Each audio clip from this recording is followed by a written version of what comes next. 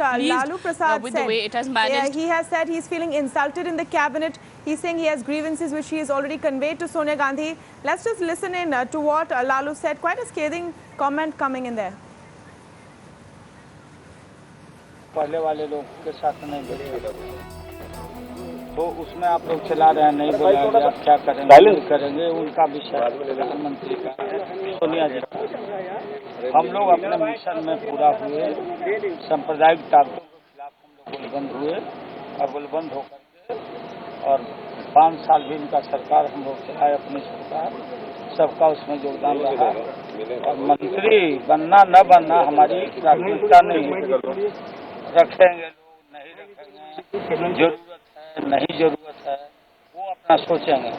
हमारी पार्टी का जहाँ तक सवाल है, हमने अनकंडीशनल सपोर्ट का हमने ऐलान किया पीएम के यहाँ भी और कैबिनेट मीटिंग में मैंने अपने दर्ज कराया कि छोट भैया नेता घमंड में, अहंकार में, डेरोगेटरी बात मीडिया के माध्यम से लोग बोल रहे हैं कि सरकार के सेहत के लिए अच्छी बात नहीं है।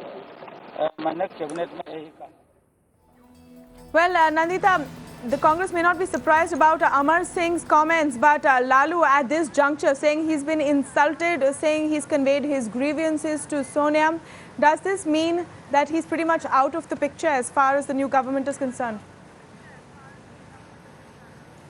Well, clearly that's the kind of feeler and that's the kind of indication that Lalu has been getting from a certain section of congressmen. And no doubt that there is an overriding feeling within the Congress that Lalu also should not be accommodated. Perhaps, it's pretty much, there is a consensus in the Congress that SP should not be accommodated. But the question mark on Lalu still remains, and there is a division in the Congress whether they should accommodate Lalu or not. Of course, the final decision is going to be taken by Sonia Gandhi, and many believe that she, who has had a good personal rapport with Lalu in the past, will actually listen to her own instinct and take that final call. But the overriding feeling in the Congress is to keep Lalu out. Clearly, Lalu realizes that he's getting those feelers, and that's why he's reacting in the way that he is.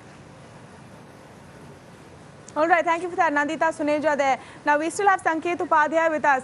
Sanket, Amar Singh miffed. Lalu seemed to have some chances, but he's now turned away. What happens to the fourth front now? Well, the fourth front is quite obviously very miffed because, they're neither here nor there, Tamanna.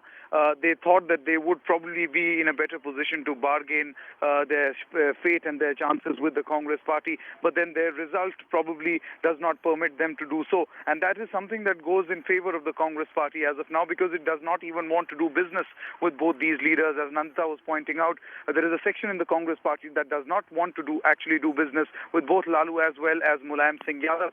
But then, what I have learned from top leaders here in the Congress party is that there could probably still be some room left as far as, Lalu Prasad Yadav is concerned, as well as Mulayam Singh Yadav is concerned, because the Congress party does not want this to be its call alone, though it is the single largest party of the UPA alliance, but it doesn't want it to be their call alone. And that is why on 20th, on Wednesday, when that big meeting will be held between the pre-poll alliance partners of the UPA and Congress to discuss which cabinet bus goes to which particular alliance partner. At that point, another issue that will perhaps come up for discussion will be to whether to induct Lalu in the cabinet or not. And if, along with the Congress party, the other alliance partners are ready to have Lalu on board, then probably the Congress party could, in fact, be thinking of having him on board. But so far, the Congress party so not needs ready to to wait take and the blame. watch till the 20th. Meanwhile, he finds himself on